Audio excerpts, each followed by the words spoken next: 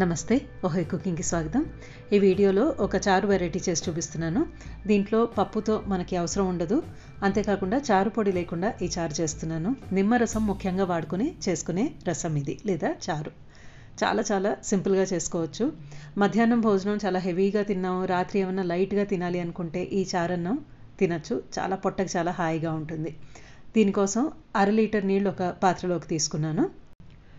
తర్వాత కారం కోసం 3 పచ్చిమిరపకాయలు పొడుగ్గా చీల్చి వేసుకుంటున్నాను.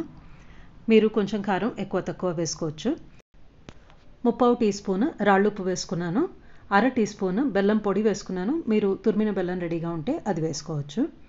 తర్వాత ఒక టేబుల్ స్పూన్ అంతా ఫ్రెష్గా తరిగి పెట్టుకున్న కొత్తిమీర వేసుకున్నాను. ఇప్పుడు ఇదంతా బాగా మరిగేదాకా బుడగలు వచ్చేదాకా దీన్ని స్టవ్ ఆన్ చేసి పెట్టుకుని మరిగించుకుంటూ ఉండాలి. ఇలాగ బాగా మరుగుతున్నప్పుడు ఇంకా స్టవ్ ఆఫ్ చేస్తే సరిపోతుంది. అన్ని ఫ్లేవర్స్ బాగా పట్టుంటాయి అలాగా మరగటం వలన.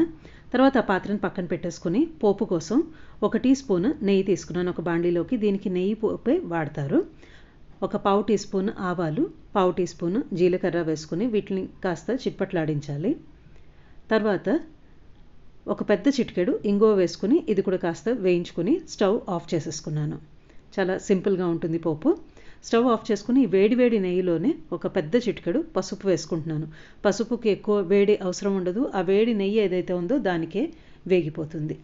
తర్వాత ఈ పోపు చారులోకి వేసేసేయాలి. చాలా సులువుగా అయిపోతుంది చారు.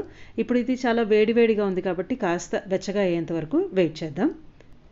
మనకి నిమ్మకాయ అనేది దీంట్లో మెయిన్ ఇంగ్రీడియంట్.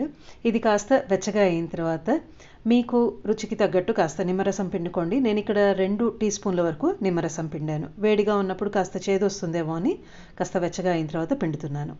అంతా కలిపి ఒకసారి కలిపేసుకుంటే మనకి నిమ్మకాయతో చేసుకునే చారు రెడీ అయినట్టే. ఒకసారి మీరు కూడా చేసి చూసుకుని మీ అభిప్రాయం తెలపండి. ధన్యవాదాలు.